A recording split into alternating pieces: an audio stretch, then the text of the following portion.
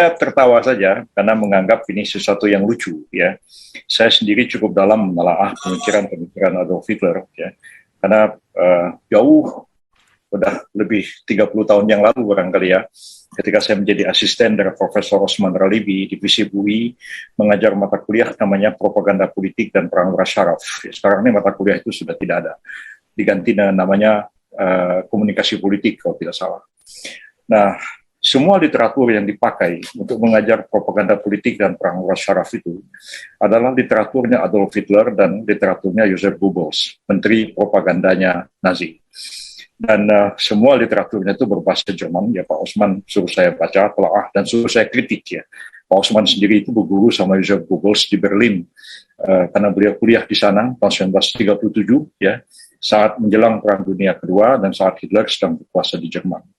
Jadi saya paham betul teknik-teknik propaganda Nazi itu, ideologi Nazi, propagandanya, dan sebagainya saya paham. Tiba-tiba sekarang ini saya dituduh sebagai Nazi, itu bagi saya sesuatu yang agak mencengangkan. Jangan-jangan yang duduk ini sama sekali tidak pernah belajar tentang Nazi, cuma dengar-dengar aja kata orang begitu. Nah, sebenarnya tidak ada literatur Nazi yang saya gunakan sebagai rujukan dalam mengajukan uji formil dan material ke Mahkamah Agung ini. Bahkan 2 undang-undang yang saya jadikan sebagai batu uji untuk menguji anggaran dasar dan anggaran rumah tangga Partai Demokrat itu, seperti yang disebutkan tadi, adalah Undang-Undang Partai Politik dan Undang-Undang Pembentukan Peraturan Perundang-undangan yang kedua-duanya itu dibuat oleh Presiden SBY dengan DPR yang di dalamnya ada fraksi Partai Demokrat dan di dalamnya ada Beni Harman sebagai anggotanya. Dan itu disahkan. Jadi kalau saya mengujinya itu dengan 2 undang-undang ini, ya, yang Hitler itu siapa? Saya atau Pak SBY? Ya.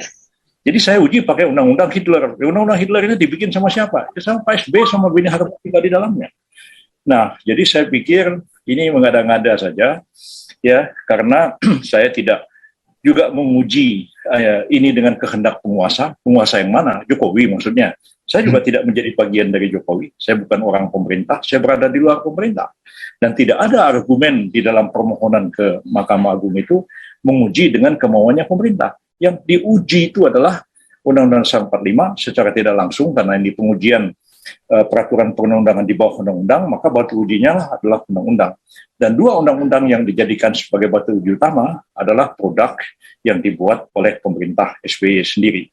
Jadi saya balik bertanya kepada Beni Harman, Anda ini ngomong bisa jadi kejebak sendiri, karena saya ngujinya pakai undang-undang yang dibuat Pak SBY, berarti yang Hitler itu adalah Pak SBY itu sendiri. Itu kayak begitu. Itu konsekuensi dari omongan Anda sendiri. Sebenarnya ketika kisruh ini terjadi, ada anggota DPR dari fraksi Partai Demokrat yang menghubungi saya. Ya. Bagaimana Bang Yusril? Kalau Bang Yusril membantu kami ini, saya bilang ya cobalah kita jajaki, kita bahas bersama-sama begitu. Dan sesudah itu juga ada melalui orang-orang, ya, melalui teman-teman saya, melalui orang-orang yang saya kenal, yang mengajak bagaimana kalau saya menjadi lawyer Partai Demokrat.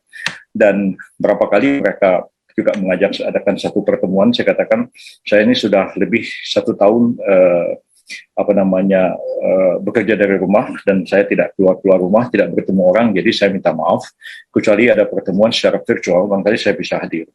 Tapi itu tidak pernah terjadi karena mereka menghendaki adanya pertemuan secara langsung. Bahkan ada teman yang mengatur katanya bagaimana kalau saya bertemu langsung dengan AHY. Tapi itu tidak pernah juga terjadi.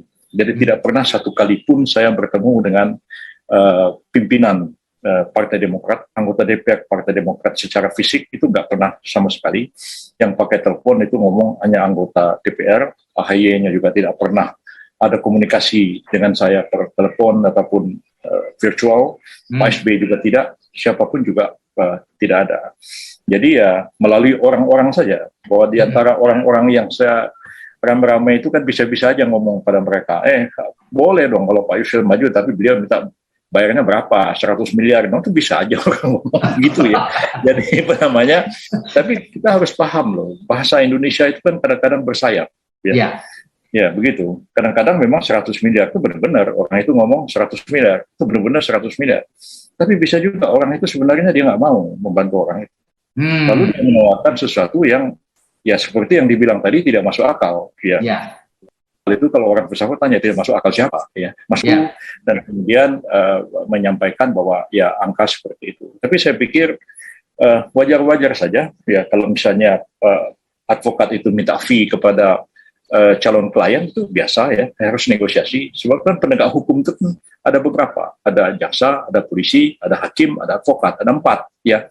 Yang 3 jaksa, polisi, hakim itu dibiayai oleh negara pakai uang rakyat. Ya, advokat kan tidak. Advokat itu kan dibayar oleh kliennya.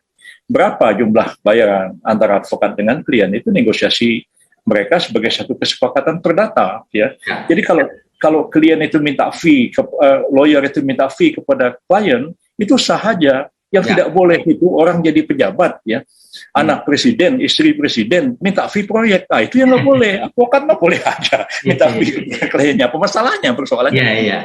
Tapi kok ini kemudian dibesar-besarkan tiap hari ya udah, akhirnya bagus juga bagi saya. Akhirnya orang tahu, Yusril ini nggak sembarangan. Ya ini adalah pengacara 100 miliar, katanya kan gitu kan. Bahkan ada yang bilang sama saya nih, Anda mengalahkan $6 million man katanya kan. Jadi Anda sekarang 7 million lawyer. Jadi lebih hebat Anda katanya sekarang. Ya biarin aja. Saya bilang kalau orang ngomong begitu ya nggak apa-apa. Mudah-mudahan menjadi doa dan saya dapat rezeki 100 miliar. Syukur alhamdulillah kan begitu. Tanya aja sama Pak SBY. Pak SBY kan pernah minta tolong pada saya untuk menangani kasus IBAS. Terus saya minta bayaran berapa dari Pak SBY? 0 rupiah. Oh gitu ya. Terus apa jawabnya? Jadi tidak harus Profesor Yusril mematok tarif tertentu pada seseorang yang ingin mendapatkan bantuan hukum ya, Prof? Tidak, ya. IBAS-nya pada waktu itu nanya ke saya, Pak Yusril kita bikin kontrak nih, gimana? Saya bilang nggak enak lah dengan beliau, ya sudahlah, ya. Ini kan dasarnya adalah persahabatan, penghormatan saya kepada beliau. Nggak usahlah kita bicara-bicara. Ya, saya ada, Magdir Ismail juga ada di situ. Ada pertemuan di rumah Pak SBY, ada Pak SBY, ada Almarhum Bu Ani, ada Amir Samsudin. Bisa aja tanya sama mereka, saya minta fee berapa kepada Pak SBY. Ya. Dan banyak kasus yang saya bela, seperti kasus misalnya kasus Luar Batang, ya. Ketika menjelang pemilihan gubernur DKI, ya, habis-habisan saya bertempur membela Luar Batang itu. Ya, yang lain-lain yang datang ke Luar Batang itu nggak ada urusannya sama pembelaan, itu cuman cari panggung aja, ya. Baik AHY maupun Anies Baswedan datang ke situ nggak ada apa-apanya. Luar Batang itu dari awal saya membela mereka dan tidak ada spesial pun mereka bayar apa-apa kepada saya. Jadi ya seringkali Anda bisa tanya tuh Hizbut Tahrir saya bela habis-habisan dan itu tidak tanggung-tanggung, itu melawan pemerintah Jokowi. Saya hadapi di pengadilan sampai Mahkamah Agung, ya, dan tidak 1 rupiah pun Hizbut Tahrir itu membayar apa-apa kepada saya, ya. Bahkan jadi banyak pertanyaan, ya Yusril ini jangan-jangan katanya pro Hizbut Tahrir jangan-jangan setuju negara khalifah mau membubarkan NKRI. Sudah seperti saya bilang, saya itu ya belajar banyak dengan orang Masyumi, ya. Dan kadang-kadang mereka itu membela orang, ya Muhammad Rum itu dipenjara dulu sama waktu saya masih kecil, beliau membela Kartosuwiryo tahun 1963, ya. Tapi tahun 66, 67 di Mahmiluk dia membela orang PKI. Ini Pak Roto gimana ceritanya? Saya bilang, loh orang PKI itu sama saya ini orang Masyumi, sampai mati nggak akan ketemu ideologinya. Tapi kalau ada hak-hak orang PKI itu terzolimi, ya saya wajib membela mereka, walaupun saya nggak setuju dengan ideologi mereka. Saya sampai sekarang pun tidak setuju dengan ideologinya Hizbut Tahrir tentang negara khilafat. Tapi karena hak hidup mereka, kebebasan mereka diberangus oleh pemerintah, maka saya hadapi, saya bela mereka. Nah, jadi saya cukup banyak belajar tentang hal ini. Dan itu saya kira banyak orang yang punya sikap kenegarawanan yang bisa berpikir seperti itu. Yang model-model Beni Harman, model jubir Partai Demokrat itu, ya itu pikirannya begitu-begitu aja. Hanya political game, permainan mereka itu. Dan ya nggak pernah belajar dalam-dalam begitulah. Advokat itu pertama-tama bekerja berdasarkan undang-undang advokat dan bekerja berdasarkan kode etik advokat. Advokat itu tidak boleh membeda-bedakan calon klien. Ya. Siapa aja yang datang kepada dia pelajari kasusnya, dan kalau dia sanggup menangani kasus itu, ya, maka dia berkewajiban untuk menangani. Nah, persoalan yang dibawa kepada saya ini kan berkaitan dengan masalah hukum administrasi negara dan hukum tata negara. Itu sebenarnya bidang studi saya tentang hal itu. Jadi saya dalami, saya pelajari, saya katakan ini bisa, ya, ini bisa dipelajari, bisa diuji di Mahkamah Agung, walaupun ini merupakan sesuatu terobosan yang belum pernah terjadi dalam sejarah hukum di Indonesia. Ya, yang selama ini diuji itu kan hanya ada 2, undang-undang diuji oleh MK, ya kan? Peraturan perundang-undangan di bawah undang-undang itu diuji oleh Mahkamah Agung. Nah, sekarang pertanyaannya, apakah anggaran dasar partai itu bisa diuji oleh Mahkamah Agung? Bisa atau tidak? Nah, ini perdebatan ya yang masuk lebih dalam daripada sekedar membaca teks undang-undang. Ya. Jadi kalau hanya membaca teks, ada yang bilang sama saya, ini nggak ada itu yang diuji oleh Mahkamah Agung itu adalah peraturan perundang-undangan di bawah undang-undang. Tuh lihat pasal 8 Undang-Undang 12 2011. Apa aja jenis peraturan perundang-undangan? Nggak ada anggaran dasar partai. Saya bilang kalau begitu mah nggak perlu ada fakultas hukum, ya. Ada S1, S2, S3. Kayak balik aja zaman dulu SHD, Sekolah Hakim dan Jaksa. Itu di pokrol, ya. Ada undang-undang dibaca diterapkan pada pesakitan di pengadilan. Ya. Untuk apa ada filsafat hukum? Untuk apa ada teori ilmu hukum yang saya ngajarnya setengah mati sama mahasiswa, termasuk ngajarin si Beni Harman segala macam itu? Ya, jadi kok berpikir kok tiba-tiba jadi apa jumud seperti itu, ya. Zainal Arifin Muchtar lah, Seferi Amsari lah segala macam. Loh, sejak kapan Anda jadi jumud, ya? Hanya membaca hukum itu hanya membaca teks, ya. Beyond the text itu jauh lebih penting, dan itu ya ada pendekatan hermeneutika hukum, ya, pendekatan hermeneutik terhadap hukum. Itu bagaimana kita membaca sebuah teks dan menafsirkan teks. Ya, kalau ilmunya belum sampai ke sana, ya itu urusan mereka lah, ya, bukan urusan saya lagi. Nah, tapi saya mengatakan bahwa persoalannya begini. Coba baca Undang-Undang 12 2011 itu. Dikatakan bahwa undang-undang dapat mendelegasikan pengaturan lebih lanjut, ya, kepada, ya, peraturan perundang-undangan di bawah undang-undang. Ya. Oke, fine. Ya. Sekarang kita lihat undang-undang partai politik. Undang-undang partai politik mengatakan ketentuan lebih lanjut diatur di dalam anggaran dasar partai yang bersangkutan. Pertanyaannya, Undang-Undang 12 2011 mengatakan diatur lebih lanjut oleh peraturan perundang-undangan. Ya. Di bawah undang-undang. Ya. Sekarang Undang-Undang partai mengatakan diatur dalam anggaran dasar. Lalu di mana kedudukan anggaran dasar itu? Apakah dia bentuk peraturan perundang-undangan? Apakah dia kuasi peraturan perundang-undangan? Ataukah dia sesuatu yang harus disetarakan dengan peraturan perundang-undangan di bawah undang-undang? Ya. Pertanyaannya, kalau undang-undang memberikan delegasi kepada pengaturan yang lebih rendah, ya, dalam bentuk peraturan perundang-undangan di bawah undang-undang, PP, Perpres, ya, Pergub dan lain-lain, Perda, sekarang pengaturannya diserahkan kepada anggaran dasar partai politik. Kalau anggaran dasar itu isinya bertentangan dengan undang-undang, siapa yang bisa menguji? Siapa yang bisa membatalkan? Nggak ada jawaban. Ya, nggak ada jawaban. Dan kita tahu partai politik itu beda dengan yayasan, beda dengan PT. Ada orang bilang sama saya, kalau gitu nanti undang-undang PT bisa diuji. Kata bilang, uji aja, ya. Kalau ada undang-undang PT itu merugikan para shareholder, ya, uji aja di Mahkamah Agung, bikin satu terobosan, ya.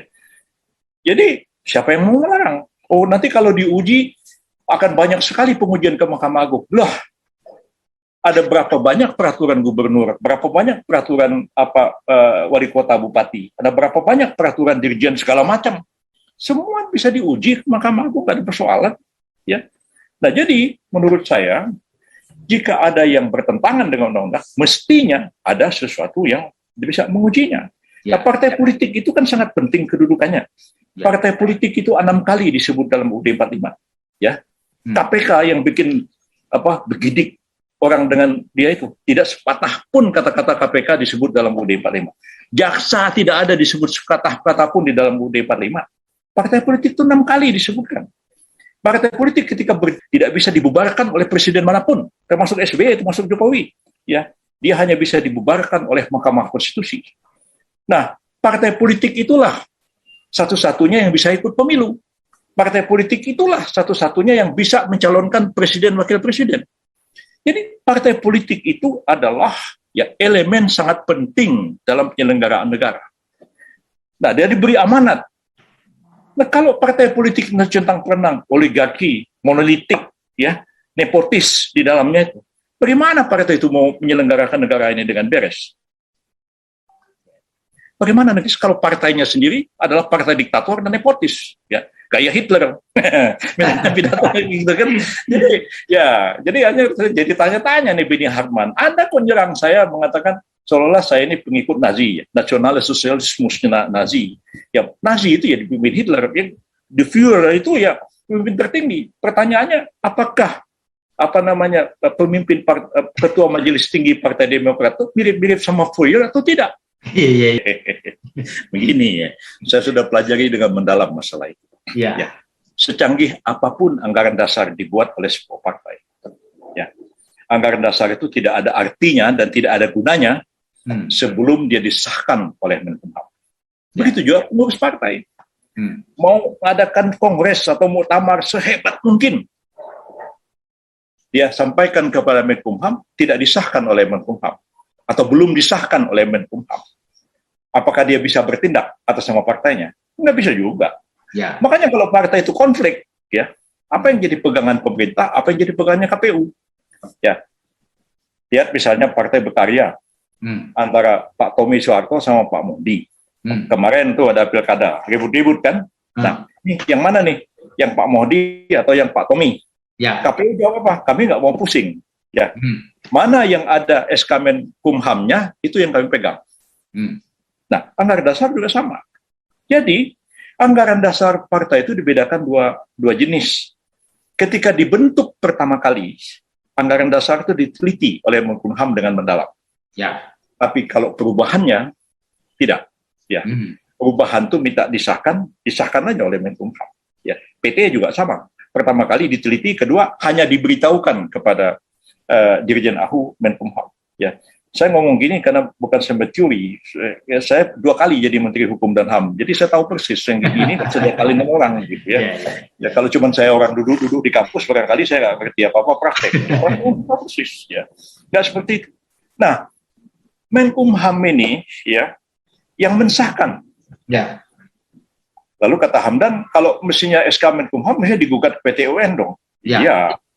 Kalau SK Menkumhamnya itu mengatur soal apa? Ya, tentang apa? Tapi kalau dia tentang pengurus, ya, itu bisa dibawa ke PT UN. Ya, betul. Kalau tentang anggaran dasar dipersoalkan di PT UN bilang kami tidak punya kewenangan untuk menguji secara material. Kok Anda bilang ini anggaran dasarnya bertentangan sama undang-undang? Itu kewenangan Mahkamah Agung, bukan kewenangan kami. Itu sudah pernah saya alami ketika membela HTI. Saya mempersoalkan Perpu pada waktu itu. Ya, Perpu ini nggak benar. Ya, Perpunya bertentangan dengan UUD 45. Hakim yang menjawab sama saya, Pak Yusril, apa Bapak tidak tahu? PT UN itu tidak bisa menguji Perpu dengan UUD 45. Itu silakan Bapak uji ke Mahkamah Agung. Jadi yang saya uji itu ya. Nah, kalau kemudian di mana posisi Partai Demokratnya, ya itu pandai-pandai Hamdan lah sebagai advokat. Saya nggak mau ngajarin dia. Saya kan lawyernya Partai Demokrat. Saya jadi lawyer Partai Demokrat, saya dapat 200 miliar. Dari Pak Muldoko saya dapat 100, dari Pak SBY saya dapat 100 miliar lagi. Kan? Begitu. Jadi saya nggak mau ngajarin dia. Ya, kan dia sudah hire Hamdan, kok malah saya mesti ngajarin dia kan. Nah, tapi omongannya Hamdan itu kontradiksi. Ya. Dia bilang mestinya, katanya, yang dijadikan termohon adalah yang membuat anggaran dasar. Ya. Ntar dulu. Dan Anda dikasih kuasa sama siapa? Ya. Dikasih kuasa sama DPP Partai Demokrat kan? Iya. Yang naikkan siapa? AHY sama sekjennya. Emang anggaran dasar Partai Demokrat dibikin sama AHY sama sekjennya? Kalau begitu Anda mengaku apa yang kami persoalkan bahwa ternyata ya menurut pengakuan Anda sendiri ya AD Partai Demokrat itu justru dibuat oleh DPP Partai Demokrat. Itu batal dengan sendirinya. Omongan Anda terjebak. Ya, karena harusnya dibikin oleh peserta kongres ya, Prof ya. Nah, menurut Undang-Undang Partai Politik ya, perubahan anggaran dasar itu hanya dapat dilakukan oleh badan tertinggi di dalam partai itu. Ya. Kalau yang pertama kali lebih bagus. Malah kita undang KLB-nya nanti ke Mahkamah Agung untuk mempertahankan ADRT-nya. Jadi kan kadang hati-hati. Advokat ngomong asal jangan ceplas-ceplos ngomong aja, nggak dipikir dalam.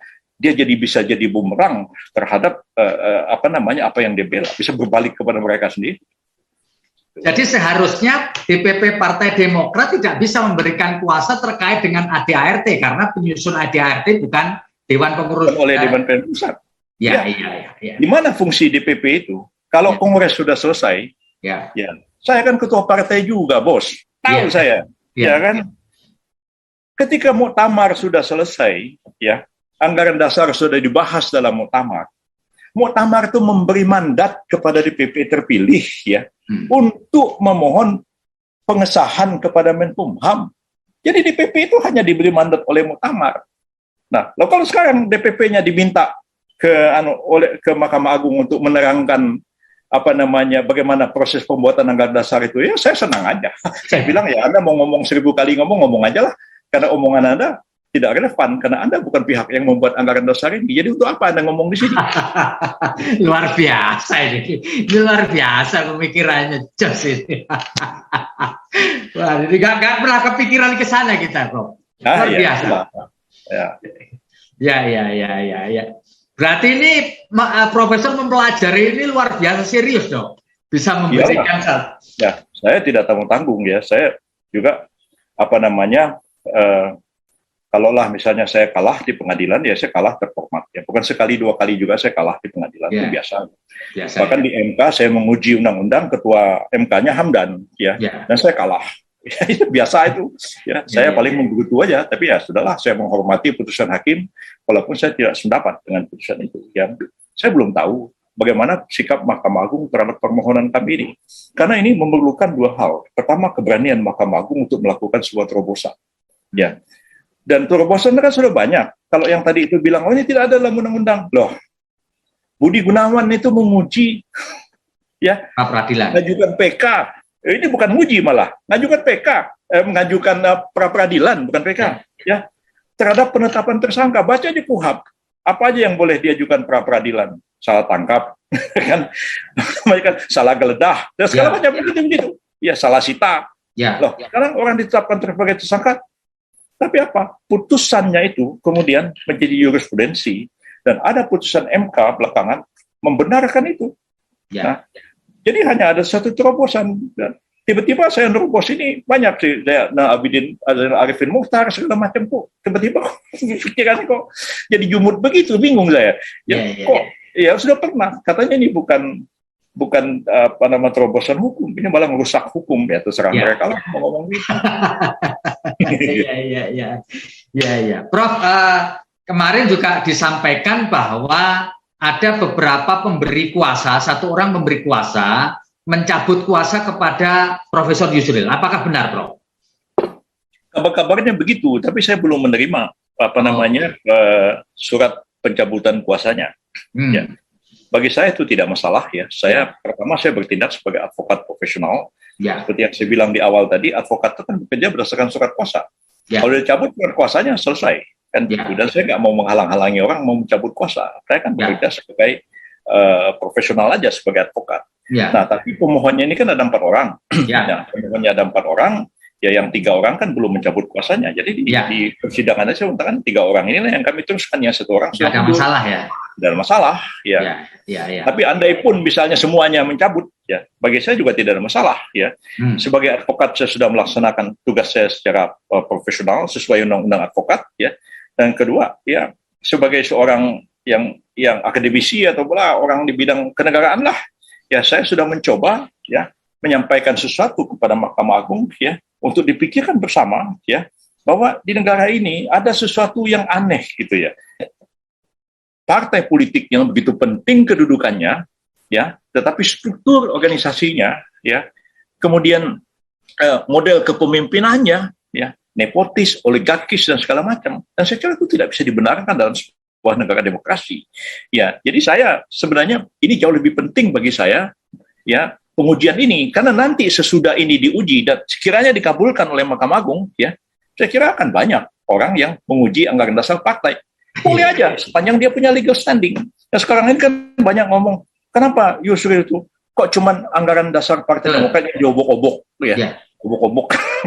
Saya bilang, saya ini bukan obok-obok, saya berpikir secara akademik dan secara intelektual kalau dibilang obok-obok ya.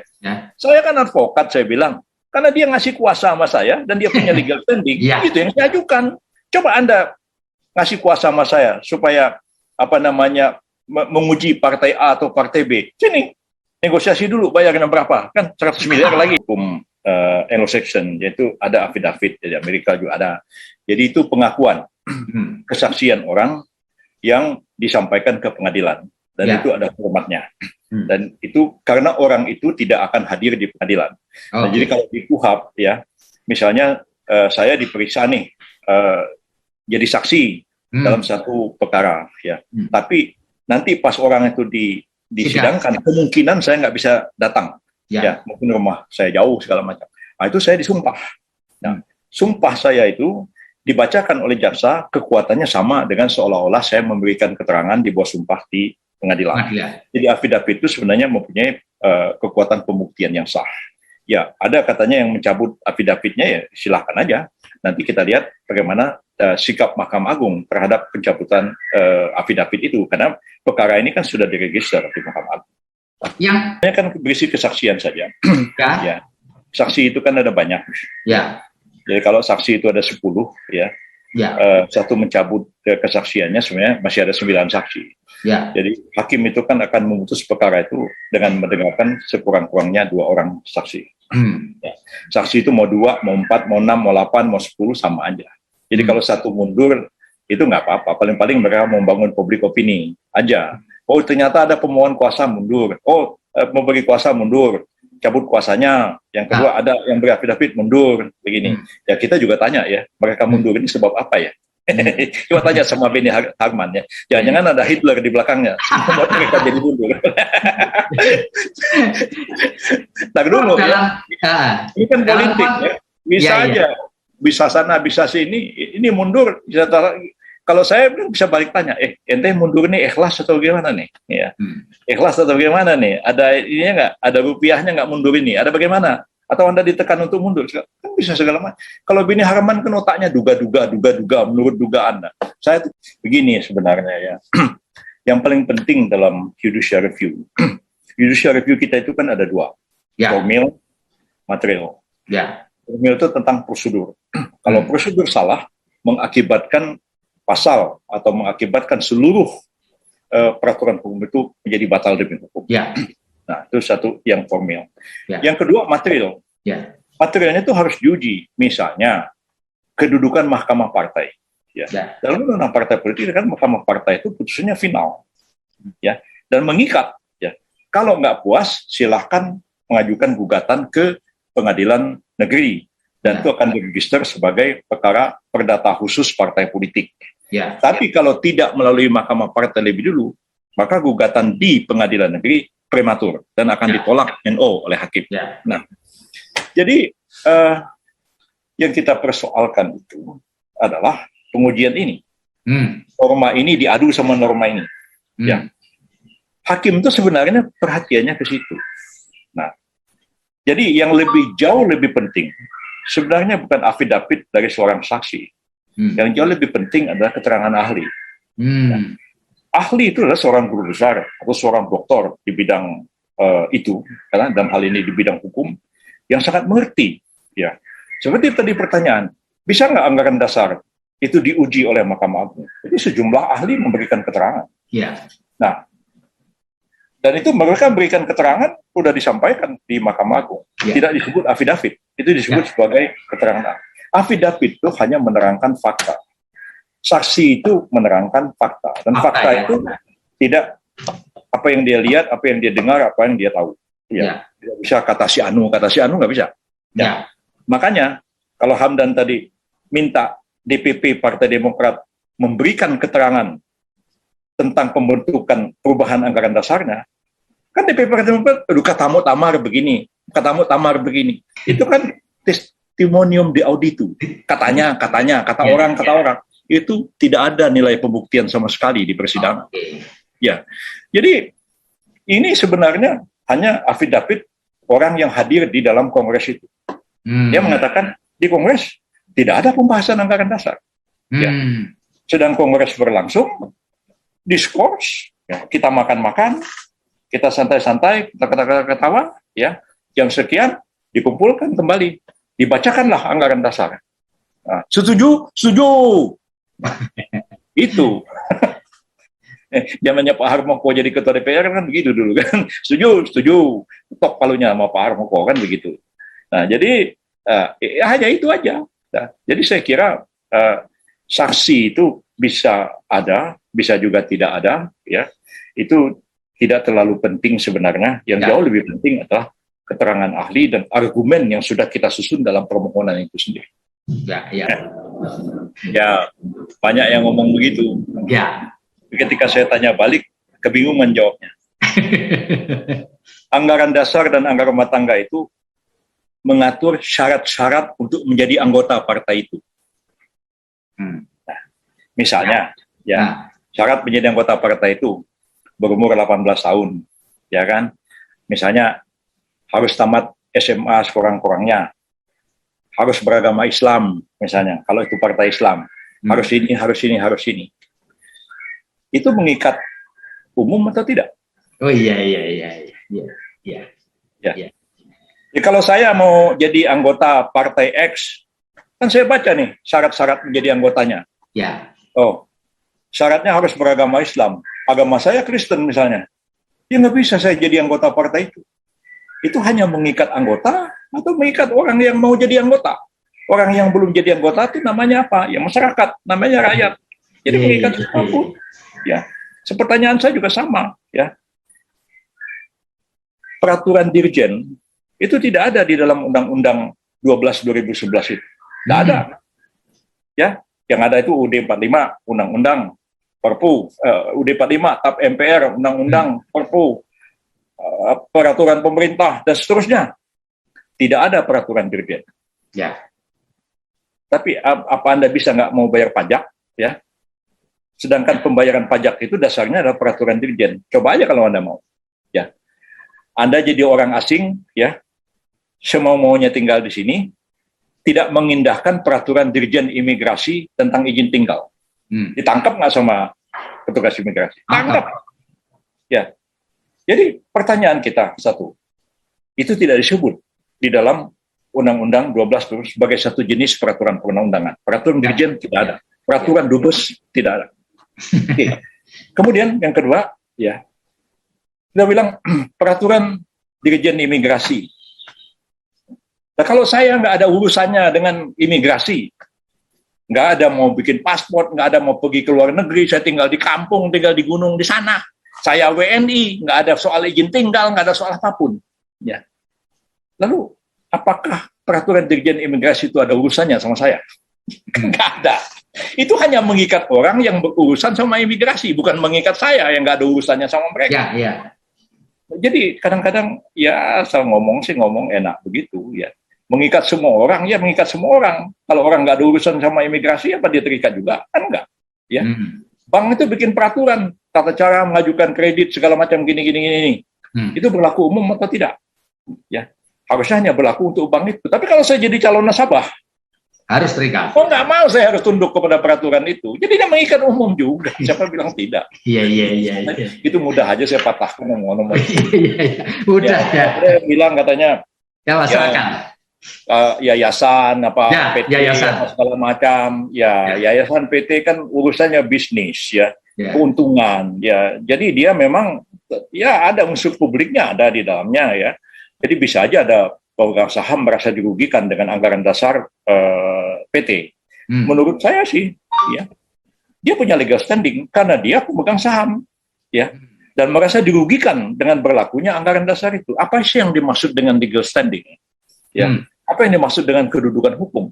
Tidak semua orang boleh menguji undang-undang, tidak semua orang boleh menguji peraturan di bawah undang-undang, tidak semua orang boleh menguji anggaran dasar partai politik. Yang boleh menguji hanya orang yang punya legal standing, ya. Orang yang boleh menguji itu cuma dua. Pertama, perorangan warga negara Indonesia. Yang kedua adalah badan hukum, publik ataupun privat. Nah, tapi perorangan WNI ataupun badan hukum publik privat belum punya legal standing.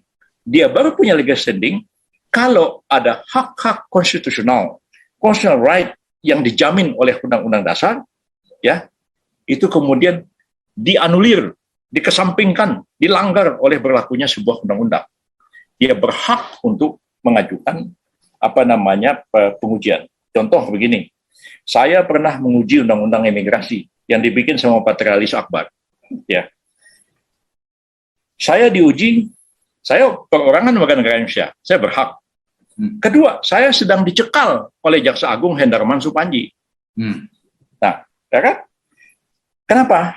Dalam Undang-Undang Imigrasi itu dikatakan, ya, seseorang tuh boleh dicegah bepergian ke luar negeri, ya, selama dalam waktu 6 bulan, dan sesudah itu dapat diperpanjang untuk 6 bulan lagi. Tapi nggak ada akhirnya. Jadi 6 bulan, ila yaumil qiyamah. Sampai hari kiamat. Asal 6 bulan diperpanjang 6 bulan. Kenyataannya banyak orang yang sudah meninggal pun statusnya masih dicekal oleh kejaksaan, oleh imigrasi segala macam. Saya lawan. Nah, begitu saya lawan, saya menang. Ya, akhirnya Undang-Undang Imigrasi itu dinyatakan oleh MK bertentangan dengan UUD 45, lalu dirumuskan bunyinya dicekal itu hanya 6 bulan dan sesudah itu 6 bulan lagi. Dan sudah itu tidak boleh diperpanjang lagi. Ya, yang untung besar siapa? Awang Faruk. Ya, karena dia sudah 7 tahun dicekal-cekal. Ya, makanya waktu itu Pak Awang, saya bilang saya lagi nguji nih. Ya, jangan saya berjuang sendiri, ya diongkosin dong. Ya kan, oh ya beres Pak Yusril. Ya tapi ya spesialku nggak keluar duitnya, kan begitu. Tapi ya, saya berjuang sendiri dicaci maki orang ya. Pada akhirnya karena undang-undang diuji, ya, semua orang menikmati itu sekarang. Ya. Mana ada sekarang ini orang bisa dicekal lebih dari 12 bulan tuh, saya ngelawan dulu. Nah, jadi kira-kira seperti itu. Jadi kalau sekiranya ada pemegang saham, dia punya legal standing. Tapi kalau saya mau menguji anggaran dasarnya PT Astra Internasional, orang tanya, legal standing Anda apa? Iya. Pemegang saham bukan, gitu ya? Iya, pemegang saham bukan, apa bukan? Begitu. Kira-kira begitu. Enggak, saya nggak mau aja jadi hakim MK itu. Ya, berkali-kali saya ditawarin jadi hakim MK, saya nggak mau. Ya, Pak SBY itu 4 kali pernah bicara sama saya. Ya, pada waktu nyusun kabinet juga begitu. Jadi sebenarnya lebih baik saya jadi Mensesnek aja Pak SBY. Yang saya terpikir Pak Yusril itu setidak-tidaknya ya setara lah sama kami ini. Nah, setaranya di mana ya? Mau ditaruh di MK begitu. Tapi saya bilang saya nggak tertarik jadi hakim dari dulu. Mungkin kita lagi kehakiman, tapi pernah ketua MK. Yusril nggak pernah jadi ketua MK, tapi 2 kali jadi menteri kehakiman, kan begitu. Jadi udahlah, persoalan itu nggak penting persoalan itu ya. Jadi begini, saya tidak terkejut Hamdan Zulfa ditunjuk sebagai pengacara Partai Demokratnya Pak AHY. Ya, kenapa saya tidak terkejut? Oleh karena ya Pak Hamdan itu memang sudah jadi pengacara Partai Demokrat untuk kasus di PT UN. Ya, PT UN ini kan ada kubunya Sibulangit ya, jadi Serdang yang minta disahkan, ditolak oleh Menkumham. Nah, lalu kemudian mereka melakukan perlawanan di PT UN. Nah, pengacaranya siapa? Saya nggak tahu, bukan saya. Pengacaranya Pak Kubu Sibulangit ya. Tapi saya dengar-dengar ya kubunya Pak SBY AHY itu antara lain menunjuk Hamdan sebagai pengacaranya. Nah, karena sudah di situ, nah tiba-tiba saya ditunjuk jadi pengacara oleh 4 orang ini mengajukan judicial review ke Mahkamah Agung, ya wajar-wajar saja kalau Hamdan yang ditunjuk oleh pihak Partai Demokrat untuk menjadi pengacara mereka, apalagi tentu pertimbangannya Pak Hamdan kan udah sering menguji undang-undang di Mahkamah Konstitusi. Jadi wajarlah kalau Pak Hamdan yang ditunjuk. Ya saya nggak terkejut sama sekali dan saya anggap biasa-biasa. Muldoko sih sebagai orang yang saya kenal aja ya. Tapi saya tidak pernah mendapat kuasa dari Pak Muldoko untuk menangani perkara ini. Juga tidak mengatakan menyodorkan ada 4 orang ini Pak Yusril, 4 orang ini tolong dibilang juga ya. Dan jadi Pak Muldokonya sih sebenarnya tidak mempunyai satu peranan langsung dengan saya ya. Bahwa di balik itu di terhadap orang 4 itu mungkin ada hubungannya Pak Muldoko itu bisa-bisa aja. Dan itu hak mereka lah, saya nggak mau mempersoalkan dan juga saya juga nggak mau nanya-nanya lebih jauh hal-hal yang privasi dari klien begitu ya. Ya, jadi Pak Yusril sama sekali tidak punya kontak dengan Pak Muldoko terkait dengan JR ini, gitu ya Pak ya? Sih ada aja, ngomong-ngomong ada, gimana Pak Yusril kok rame-rame? Ya biasa, saya bilang ya. Ya, saya dengar nih Pak Hamdan jadi pengacaranya. Jadi gimana Pak Yusril? Mau dihadapi ya? Saya kalau public report saya hadapi ya, sebatas ngomong-ngomong begitu aja. Ya, jadi apa namanya dengan yang lain-lain juga saya kadang-kadang ngobrol Pak Marzuki Ali misalnya sekali, Bang, gimana kabarnya? Gimana nih Pak Yusril? Kok makin ramai tiap hari? Iyalah saya bilang, awak digebukin terus, kok abang diem aja, saya bilang kan begitu. Jadi ini kan awak ini kan advokat, saya bilang, kok malah digebukin sampai lahir batin dunia akhirat digebukin. Saya bilang, apa ini urusannya? Ya, kalau bahasa Jawanya sudah 4 bulan dan tidak pernah sampai lewat setengah tahun tuh enggak. Pengalaman saya nggak pernah. Ya. Jadi sudah sering saya menguji peraturan perundang-undangan di bawah undang-undang ke Mahkamah Agung dan ya ada kalanya dikabulkan, ya ada kalanya juga ditolak, ya biasa aja lah. Ya jadi kalau makin terdorong untuk lebih cepat menyelesaikan perkara ini. Tapi siapa yang memeriksa hakim yang ditunjuk siapa saya juga nggak tahu. Nah selama ini juga saya sering mengajukan judicial review ke Mahkamah Agung, saya nggak pernah nanya hakimnya siapa segala macam. Saya perkara berkali-kali siapa hakimnya itu juga saya nggak kenal, saya nggak berurusan lah, dan saya sama sekali nggak mau nanti orang kira ada apa-apa begitu, saya juga nggak mau. Pertimbangkan dan saya akan pelajari mungkin nggak apa yang dia minta bantu saya itu saya lakukan. Jadi saya akan ngomong begitu. Ya, saya kadang-kadang di pengadilan juga diminta sebagai ahli menerangkan sesuatu. Kadang-kadang ahli dalam judicial review juga di Mahkamah Konstitusi. Saya pelajari permohonannya. Saya bilang kepada yang minta sama saya itu, pernah mahasiswa Universitas Andalas ya, tolonglah Bang, ini kan mahasiswa katanya. Iyalah, masa saya nggak nolong mahasiswa, saya bilang. Tapi setelah saya pelajari, saya minta maaf, saya bilang. Saya nggak sependapat dengan permohonan Anda ini. Jadi kalau saya memberikan keterangan ahli, justru akan merugikan permohonan Anda, lebih baik nggak usah. Gitu. Nah, jadi kira-kira akan seperti itulah ya. Kalau ada orang lain mau menguji kasus partai lain, ya saya bisa aja tangani kasus itu kalau saya anggap memang apa yang dia mohon itu adalah sesuatu yang memang cukup alasan untuk dilakukan pengujian ke Mahkamah Agung. Jadi seperti dulu ya, walaupun tidak menyangkut anggaran dasar ya, Anda kan tahu waktu saya menangani kasus konflik internal di Partai Golkar ya, antara Pak Abu Rizal Bakri dengan Pak Agung Laksono. Ya saya bertindak profesional dan saya lakukan pembelaan sampai di Mahkamah Agung dan kita dimenangkan pada waktu itu. Jadi karena memang saya anggap ada cukup alasan untuk membela Pak Abu Rizal Bakri. Jadi pertimbangannya. So, berduanya sih saya kenal baik. Pak Agung saya kenal baik, ya Pak Abu Rizal saya kenal baik. Ya, tapi ya saya pun minta maaf mengatakan ya saya mencoba melaksanakan tugas saya sebagai advokat secara profesional dan kalau ada hal-hal di luar itu saya mohon dimaafkan.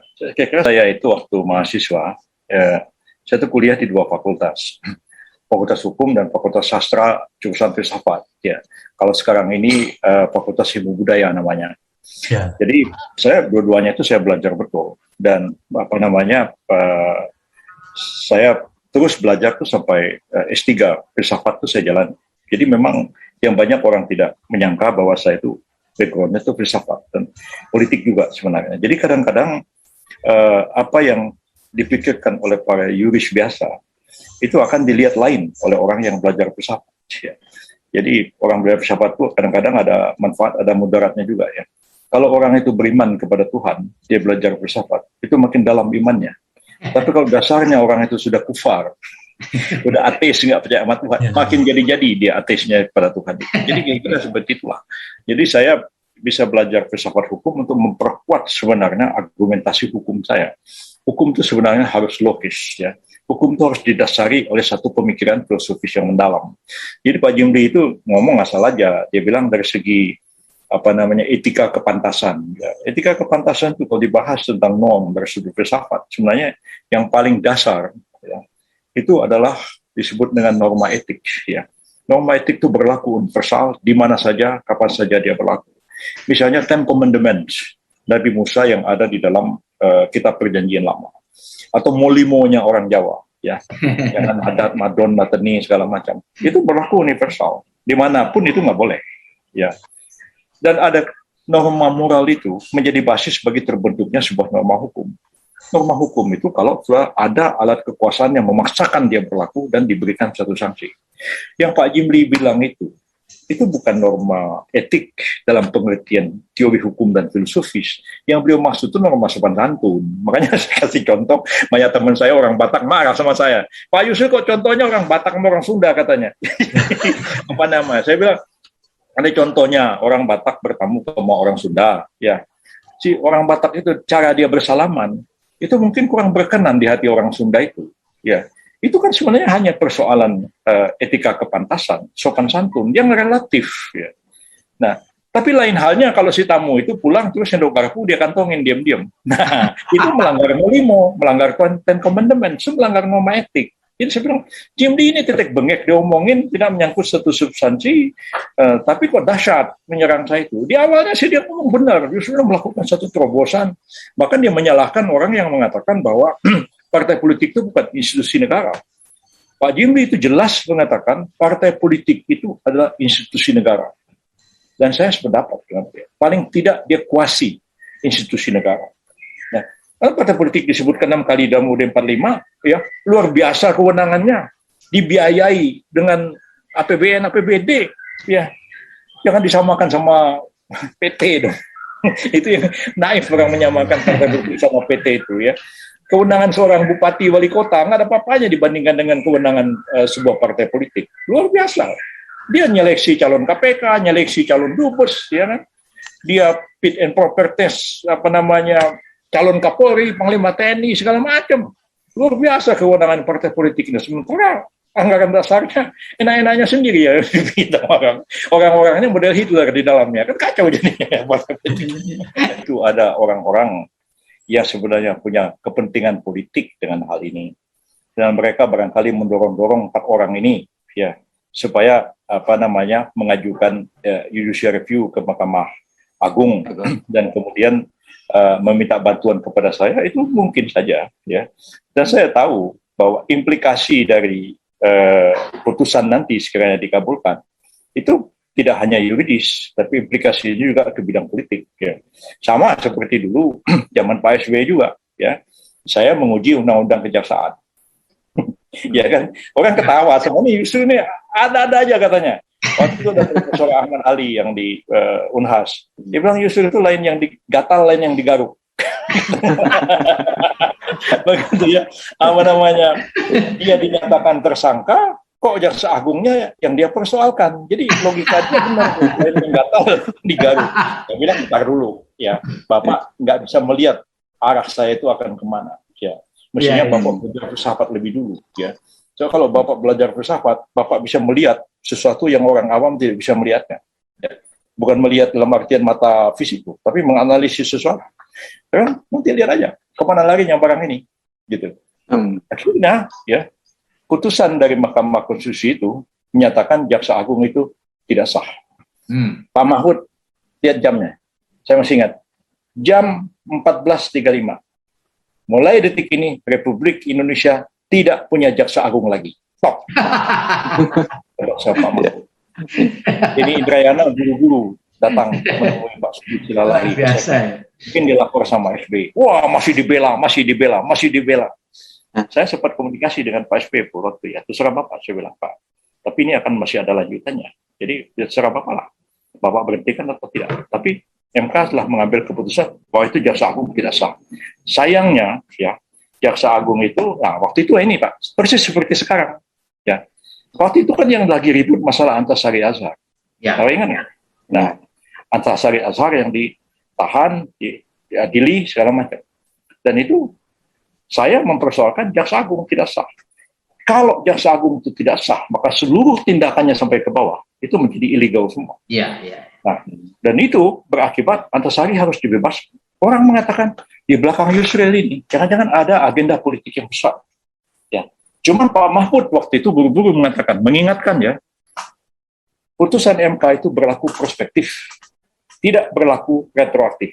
Jadi Hendarman sampai ke detik ini sah. Mulai detik ini dia tidak sah lagi. Makanya Antasari tidak keluar. Jadi kalau duga, waktu itu saya banyak orang yang menduga di belakang saya Antasari ada. Sama seperti sekarang. duga, oh di belakang saya Johnny Allen, misalnya begitu. Saya sendiri ketemu sama Johnny Allen belum pernah. Ya. Saya satu-satunya orang Demokrat ya selain Pak SBY dan lain-lain yang sangat akrab dengan saya itu almarhum Sultan Batugana. Nah, itu sangat baik saya, ngeri-ngeri sedap. Almarhum itu.